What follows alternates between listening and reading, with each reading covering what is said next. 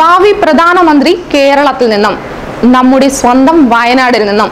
ആ ഗർജനം സിംഹത്തിന്റെ ഗർജനം വയനാടിൽ നിന്നും. രാഹുൽ തരംഗം ദക്ഷിണേന്ത്യയിൽ നിന്നും രാഹുൽ മത്സരിക്കുമ്പോൾ രാഹുലിന്റെ വ്യക്തിപ്രഭാവം വോട്ടായി മാറുമെന്ന് കോൺഗ്രസ് അനുഭാവികൾ. അതോടൊപ്പം ദക്ഷിണേന്ത്യയിൽ നിന്നും രാഹുൽ മത്സരിക്കുമ്പോൾ ദക്ഷിണേന്ത്യ മൊത്തം കോൺഗ്രസിനൊപ്പം നിൽക്കുമെന്നാണ് സൂചനകൾ. കോൺഗ്രസ് ദേശീയ അധ്യക്ഷൻ രാഹുൽ ഗാന്ധി വയനാട് മണ്ഡലത്തിൽ നിന്ന് ലോക്സഭാ തെരഞ്ഞെടുപ്പിൽ മത്സരിക്കുമ്പോൾ കേരളത്തിലെ കോൺഗ്രസ് പ്രവർത്തകർ ആവേശത്തിലാണ്.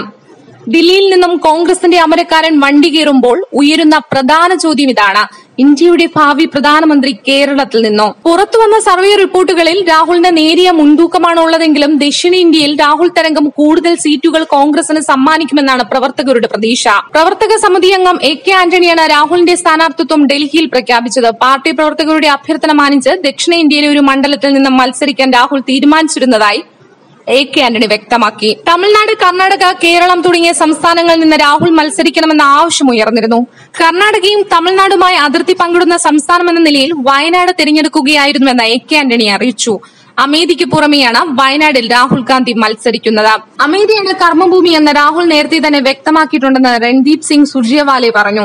വയനാട്, മലപ്പുറം, കോഴിക്കോട് എന്നീ 3 ജില്ലകളിലെ 7 നിയമസഭാ സീറ്റുകൾ ഉൾപ്പെടുന്നതാണ് വയനാട് ലോക്സഭാ മണ്ഡലം. 2014 ലോക്സഭാ തിരഞ്ഞെടുപ്പിൽ കൽപ്പറ്റ, തിരുവമ്പാടി, നിലമ്പൂർ, ഏറനാട്, വണ്ടൂർ നിയോജക മണ്ഡലങ്ങളിൽ UDF ആണ് ഭൂരിപക്ഷം നേടിയത്. മാനന്തവാടി, സുൽത്താൻ ബത്തേരി എന്നിവിടങ്ങളിൽ മാത്രമായിരുന്നു LDFന് മുൻതൂക്കം.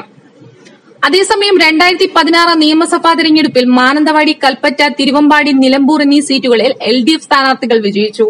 സുൽത്താൻ ബത്തേരി, ഏറനാട്, വണ്ടൂർ എന്നീ സീറ്റുകളാണ് UDF നേടിയത്. പാർലമെന്റ് മണ്ഡലത്തിലെ 50 ഗ്രാമപഞ്ചായത്തുകളിലും 29 LDFും 21 UDFുമാണ് നേടിയത്. നെഹ്റു, ഗാന്ധി കുടുംബങ്ങൾ ദക്ഷിണേന്ത്യൻ സംസ്ഥാനങ്ങളിൽ സ്ഥാനാർത്ഥിയായിട്ടുണ്ടെങ്കിലും ആദ്യമായാണ് ഒരാൾ കേരളത്തിൽ സ്ഥാനാർത്ഥിയാകുന്നത്. പിതാവ് രാജീവ് ഗാന്ധിയുടെയും മാതാവ് സോണിയാഗാന്ധിയുടെയും മണ്ഡലമായിരുന്ന ഉത്തർപ്രദേശിലെ അമേഠിയെയാണ് 2004 മുതൽ രാഹുൽ ഗാന്ധി ലോക്സഭയിൽ പ്രതിനിധീകരിക്കുന്നത്. 1978 ലോക്സഭാ ഉപതെരഞ്ഞെടുപ്പിൽ കർണാടകത്തിലെ ചിക്മംഗ്ലൂരുവിൽ നിന്ന് ഇന്ദിരാഗാന്ധിയും 1999 തെരഞ്ഞെടുപ്പിൽ കർണാടകത്തിലെ ബെല്ലാരിയിൽ നിന്നും സോണിയാഗാന്ധിയും മത്സരിച്ചിട്ടുണ്ട്.